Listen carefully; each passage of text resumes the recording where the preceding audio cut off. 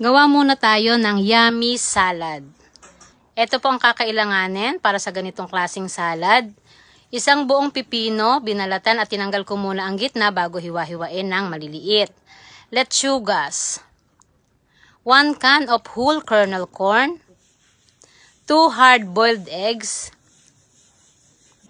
Crab sticks na binandian ko muna bago ko hinimay-himay.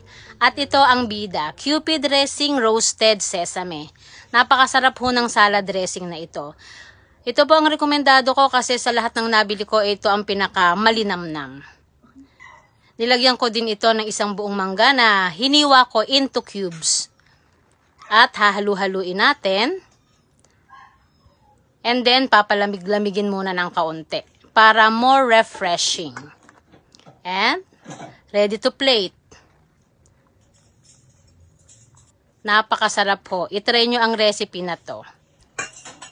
Sa tingin pa lang, napakasarap na talaga. O, tingne. Tikme.